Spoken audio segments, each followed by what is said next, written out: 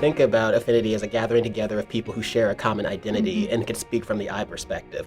So anytime that could be around race, that could be around gender, but people who have a similar common identity. And what we find is that that really gives people an opportunity to really affirm their identity and feel some sense of pride in that. And when people feel pride and when they feel comfortable in their communities, they're more likely to be successful in them. But not just for older students, but these groups can begin as young as early childhood. Really the importance of having an opportunity for people to gather together around a shared affinity really is good for all students.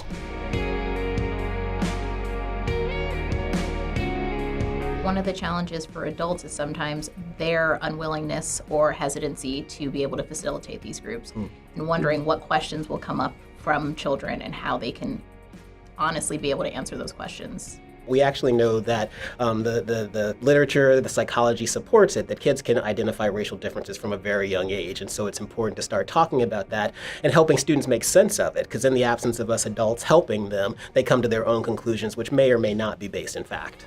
Sometimes one of the challenges that people think about is the critical mass or the lack thereof. At a given school, there may not be tons of students of color, for example, and there has been some pushback from various institutions around, well, if we don't have multiple students of color, then why do we need those groups? And it's actually the reverse. The reason that we need these groups is because we have such few numbers of students of color, and they need to be in those spaces where they can truly understand that their experiences are not only their own, that they are being experienced by peers and they're not alone in their schools, even though sometimes they may feel that way. And when they're together that way, I think it does give them that experience of being in the majority in a way that they don't experience throughout the rest of their school day. I think one of the biggest challenges that schools face, particularly when we're talking about race-based affinity work, is the idea of the majority culture in the schools, which are predominantly white in the independent school worlds in which we are working, kind of trying to figure out where they fit in affinity spaces. And it's really important for that work to be done by everyone. So not only folks who may be underrepresented in their communities, I think it just helps the larger community conversations flow and there's better understanding.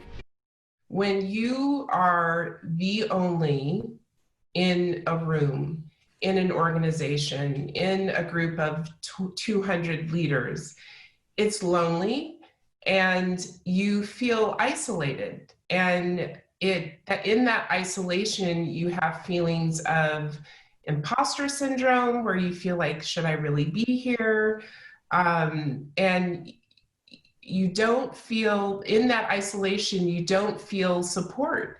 And so there is something around having the network and having support that is very enriching and fulfilling. And the germ of the idea, even before Ellen and I talked about it, every quarter, me and 3 other girlfriends that are in beauty, Black women, would have a quarterly dinner.